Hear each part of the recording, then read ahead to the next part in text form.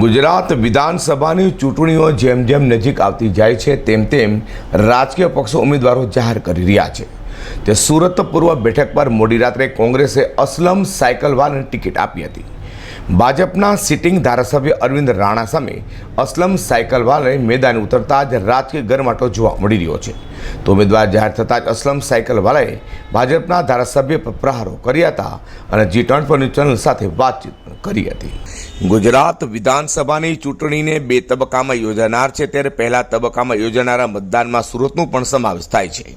ત્યારે રાજકીય પાર્ટીઓ દ્વારા ઉમેદવારો જાહેર કરાઈ રહ્યા છે। સુરતમાં આમ આદમી પાર્ટી, ભાજપ અને કોંગ્રેસ દ્વારા ઉમેદવારો જાહેર કરાયા છે। તો સુરતની કોટ વિસ્તારની સૌથી ચર્ચાસ્પદ બેઠક સુરત પૂર્વ બેઠકને લઈને કોંગ્રેસમાં અંદરો અંદર ડખા જોવા મળતા હતા। જોકે તેમ છતાં પણ જૂથવાદમાં સફળ થયેલા અસલમ સાયકલવાલાને કોંગ્રેસે ટિકિટ આપી દીધી છે। અસલમ સાયકલવાલાનું સુરત બેઠક પરથી મોડી રાત્રે નામ જાહેર થતાં જ તેઓએ પક્ષનો આભાર વ્યક્ત કર્યો હતો। સાથે સુરત પૂર્વના ભાજપના ધારાસભ્ય અરવિંદભાઈ રાણા પર પ્રહાર કર્યા હતા અને કહ્યું હતું કે અરવિંદ રાણાએ કોઈ કામ જ કર્યા નથી। ભાજપ સરકારે યુવાનોને નશાના રવાડે ચડાવ્યા છે।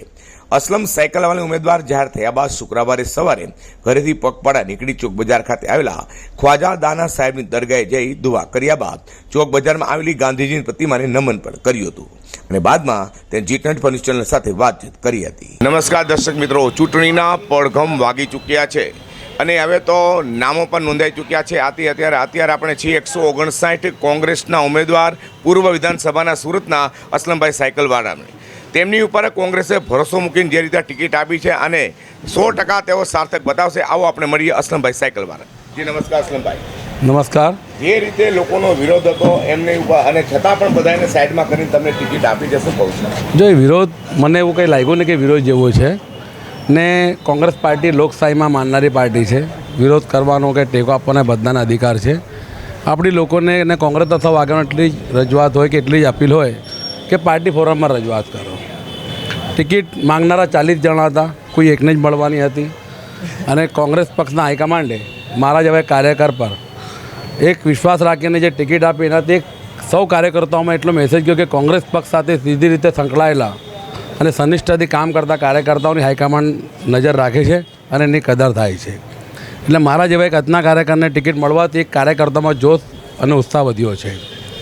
રહી વાત 159 સુરત પૂર્વ વિસ્તાર, એ સુરત મહાનગરપાલિકાનો સમામાં આવે છે। તળ સુરતનો વિસ્તાર છે।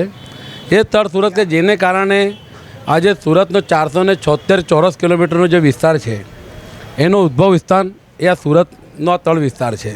પરંતુ તમે જોઈ શકો છો કે સુરતના જે નવા વિસ્તારો છે કે જે બીજા ઝોનો છે એની અંદર જે વિકાસના કામો થયા છે, માળખાગત સુવિધાઓ આપવામાં આવી છે, એ સુરતના તળ સુરતમાં લોકો આજે પણ દુઃખી છે। આજે પણ લોકોને અસંતોષ છે। આજે પણ રોડ રસ્તાઓના કામો થતા નથી, ડ્રેનેજનું કામ નથી કે નથી પાણીની એવી સુવિધા છે કે સરળ રીતે મળે છે। ઘણી આ 5 વર્ષની અંદર ઘણી શેરીઓમાં બોર્ડ લાગ્યા કે ભાઈ ભારતીય જનતા પાર્ટીના ચૂંટાયેલા કોર્પોરેટરોએ કે ધારાસભ્ય આવવું નહીં। એટલે જ બતાવે છે કે લોકોમાં કેટલો અસંતોષ છે। સુરત પૂર્વ વિધાનસભાની અંદર જરી ઉદ્યોગ એ લઘુ ઉદ્યોગ છે અને 2018થી GSTનો પ્રશ્ન જે છે જેના કારણે આજે આ જરી ઉદ્યોગ મૃતપાય સ્થિતિમાં છે, જેના માટે ધારાસભ્યને જેમને ફરીથી ભારતીય જનતા પાર્ટીએ ટિકિટ આપી છે। હવે અરવિંદભાઈ રાણાએ ઓછામાં ઓછા 20 પત્રો સરકારમાં લખ્યા, પરંતુ સરકારમાં એમની કોઈ સુનવાઈ થઈ નહીં। બેરા કાને એમની રજૂઆતો પડી છે। એ સિવાય અશાંતધારાનો પ્રશ્ન ખૂબ મોટો છે આખા વિસ્તારની અંદર કે અશાંતધારાને લઈને એક ભ્રષ્ટાચાર વધી ગયો છે વહીવટીતંત્રમાં।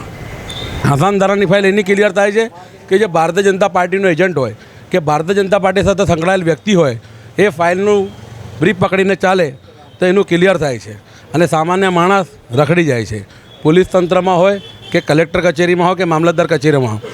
અને હું તો સીધો આક્ષેપ કરું છું કે ભારતીય જનતા પાર્ટીના નેતાઓ એમાં દલાલી કરતા આવે છે ને અશાંતધારાના નામે લોકોને જે છેતરવાનો જે એક આયોજનબદ્ધ ષડયંત્ર રચાયું છે જેમાં સામાન્ય પ્રજાજનો દુઃખી થઈ ગયા છે।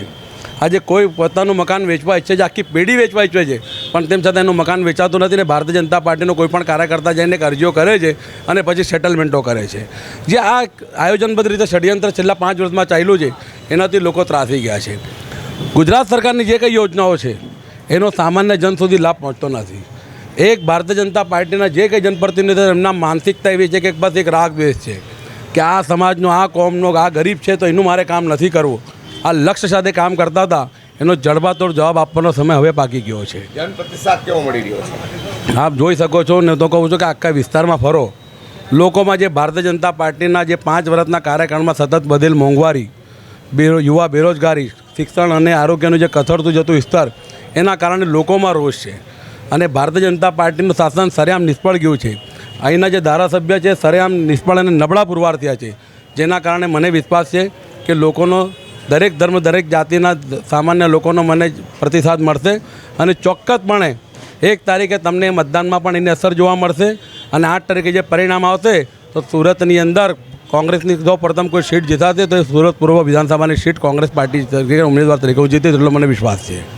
મિત્રો આ હતા સુરત વિધાનસભા 159 સુરત પૂર્વના કોંગ્રેસમાંથી જે ટિકિટ આપી છે તે અસલમભાઈ સાયકલવાળા, અને હવે ખરેખર પરિવર્તન લાવવાની ખાસ જરૂર છે. જે 10 ચેનલ માટે હું પ્રકાશવાળા, કેમેરામેન વિજય મકવાણા સાથે સુરત.